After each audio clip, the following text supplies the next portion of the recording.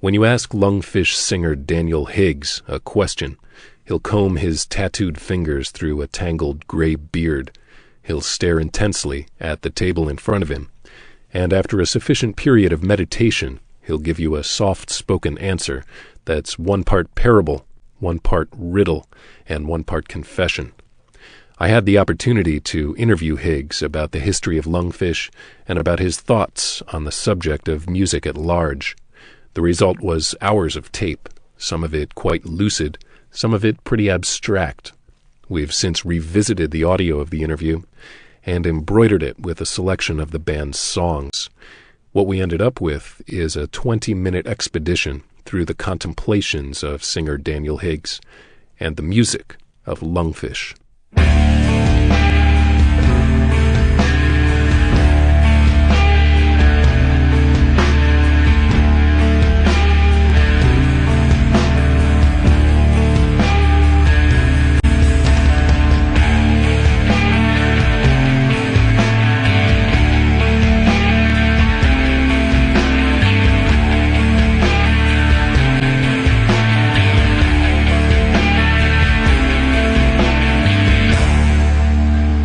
It's still a mystery to me as to how and where the music is coming from.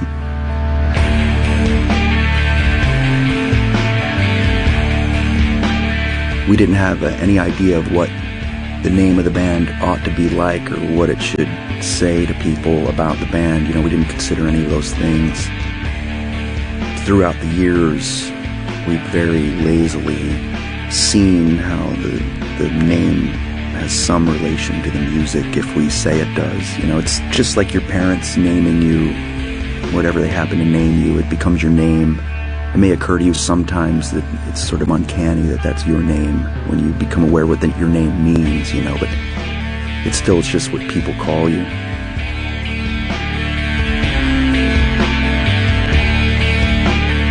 The initial Lungfish music sort of happened with some sort of ease that was a pretty natural thing. We didn't have any conscious goals we were trying to accomplish, so other than to spend time together and let the songs happen. The band is kind of a shelter to us somehow, to music at large, and we only leave the safety of it, when there's something particularly we want to hear. So I'm not really conscious all the time of what's going on in music at large, either in the industry of buying and selling it, or of musicians making it, beyond what I actually hear with my own two ears. It's like what do they call it? When you hide things for children to go find, a treasure hunt.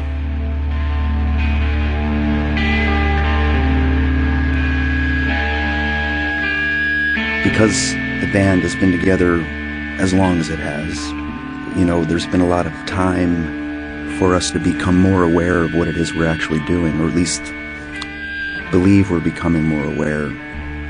New people come to it all the time, and then there's a few people we meet, that we keep meeting and keep hearing from and knowing about that, have been listening to the music all along. And all these different people that you'll meet that used to listen to Lungfish music, or the people that are just now beginning to listen to Lungfish music, and the people that have always listened to Lungfish music, you when speaking to them, they're having completely different experiences, and I do enjoy talking with and meeting the people that are just now hearing some of our music for the first time. The people that have been listening to it since we started tend to have the most bizarre ideas about what the music's actually about, because they've had so much time to hear it and think about it if they wanted to. It's become so personalized and unique to them that when they tell me about Lungfish music and what it's for, it's often alien sounding. I don't really even know what they're talking about, but I respect it. I know it's their true experience. But then, I could counter if when I begin speaking about Lungfish music, it's probably, deeply, it probably wouldn't really make sense to anyone but me. you know.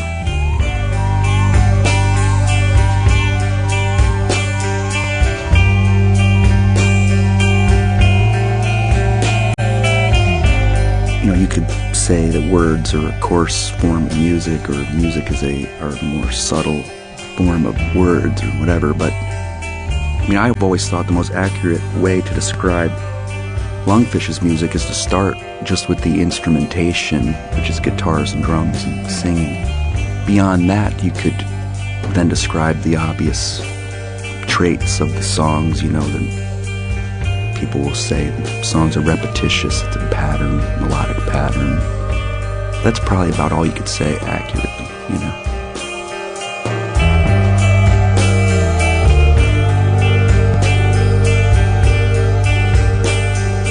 You know, the general thing or essence or whatever that people are responding to or wanting to experience is probably unnameable. I mean, I think like when we perform live, sometimes I feel I am actually conscious of this unnameable thing that it is that everyone's assembled for to witness, you know, including the members of the band. Because, you know, in some way we're members of the audience in that, you know, we're hearing it unfold as well. And, you know, I could list some adjectives that, you know, maybe try to describe the band's appeal, but I don't know if they would be accurate.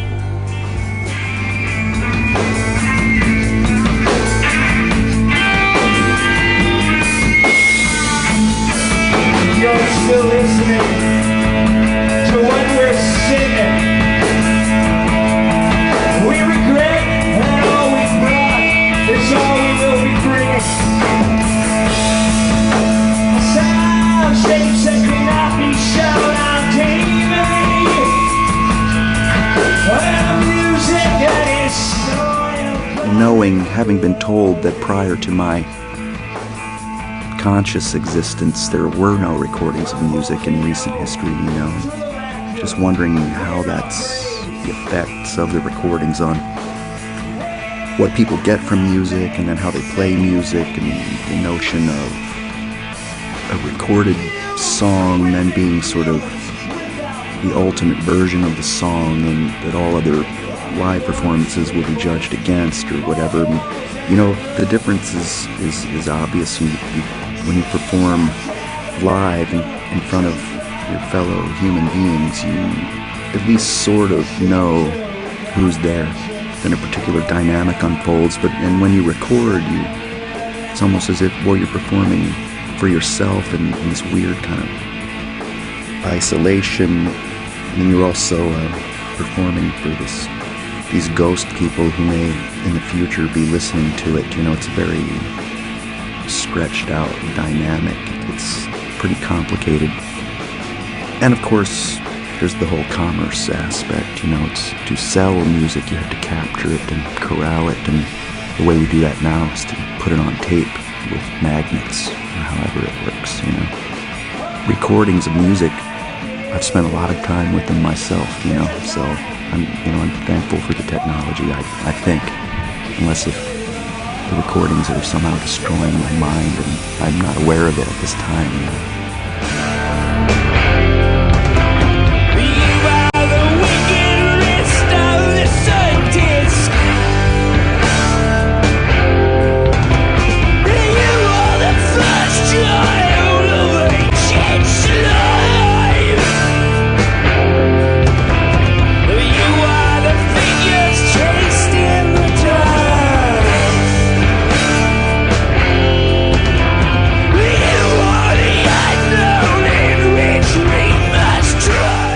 You know, at every performance you have a unique assembly of individuals, you know, and that's what makes each show different. Everyone who comes helps create what happens far more than I think most people are aware. A lot of individuals that come and help form an audience, I'm not sure, but I believe that most of them don't understand what a large role they're playing in what they're hearing. We've been taught that an audience member is a passive receptor of the music. And I understand how it's easy to go on continuing to believe that. Earlier on, I may have thought that I was kind of controlling how the performance was coming down. If it didn't go the way I thought it ought to have, then I could have mistakenly believed that I somehow didn't perform my task properly. But that was never the case. There's a lot more equality than people are really aware of. And certain individuals in the audience are becoming aware of that fact. And they're the people who will tend to go the furthest with us in a particular performance. They suddenly realize that it's their music they're hearing. You are a stone for thorny at night. You are the penetrating universal alphabet. You are a chain of worlds bound in time.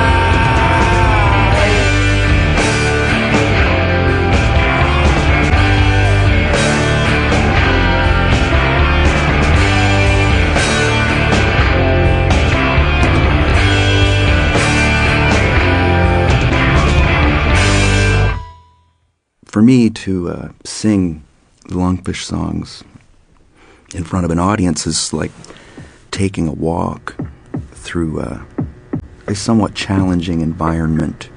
I'll bump into myself along the way, and it can be very disturbing. When it becomes disturbing, my body then, the postures I strike or the facial expressions I make may convey that I'm disturbed, or you become enraptured, not knowing why. It could be the harmonic vibrations of the music stimulating your pleasure center, or it could be a seemingly random series of memory associations coming together, creating some strange, pleasant mind garden, or there's nightmare elements, and I desire and or require of our performances that have this sort of like constructive crisis elements. I don't know if I've in any way explained or answered the question.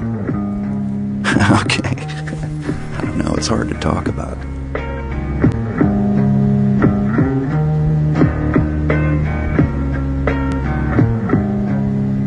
It's hard to remember, usually, as it's hard to remember dreams.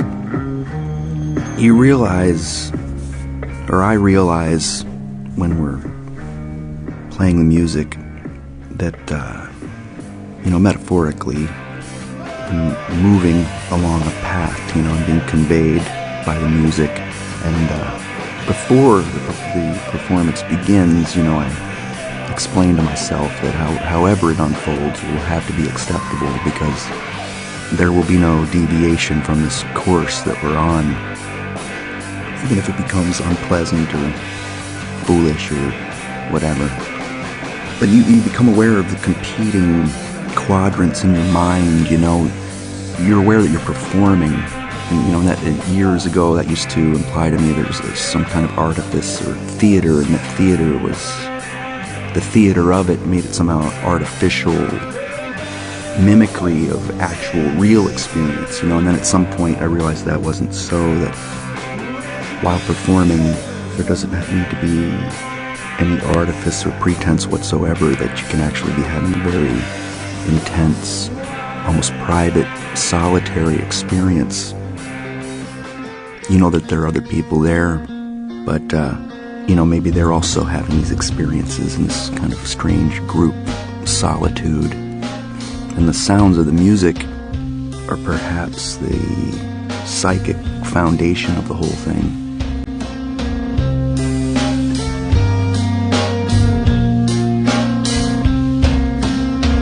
What's taking form is not a lifetime. What's taking shape is not a space state.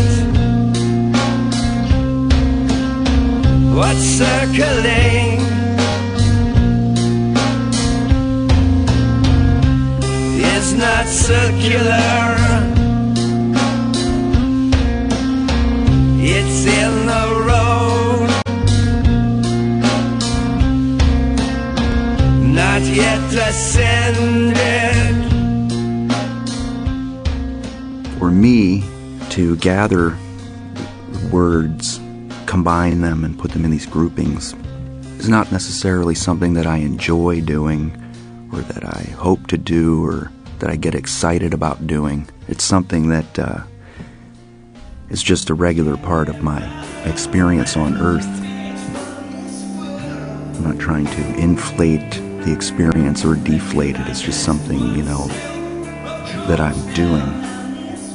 And so my point being is I think I have a point here. It's hard to explain. I'm not trying to get anything across with the lyrics.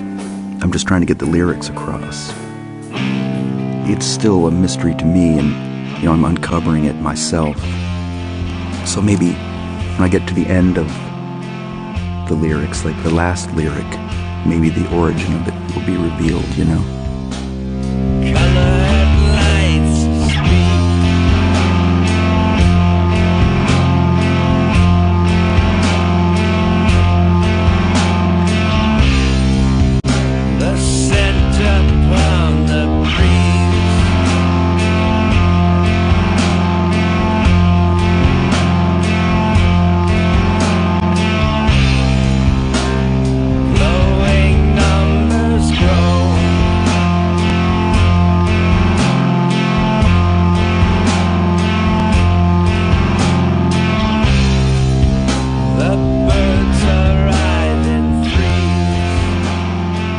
The interesting thing about allowing a melodic passage to be repeated over and over, or a lyrical passage, when you hear this repeated pattern over and over again, once you become sort of acclimatized to it, and you feel comfortable in assuming that this pattern is going to keep completing its cycle and continue. But then a strange thing happens. You start questioning the accuracy of your experience of the repetition, and you start hearing patterns within patterns, and the alpha point and the omega point of the pattern begin to shift, and you realize that there's really no such thing as a repeated passage in time, that it's unique every time. And your recognition of what you thought was a pattern repeating is just that. It's your own unique experience of this sonic phenomenon in time. You're creating the pattern, the repeated pattern, the listener, that is. And the listener is also, in our case, the performer.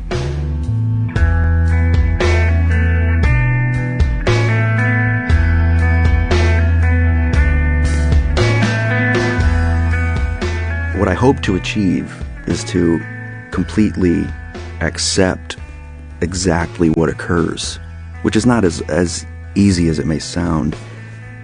If it sounds easy, I don't know. But pretty much every feeling I can name, I felt immediately after a Lungfish performance in relation to that Lungfish performance. Whether it's disgust, or ecstasy, or love, or, the list is long. And anybody could probably make that list.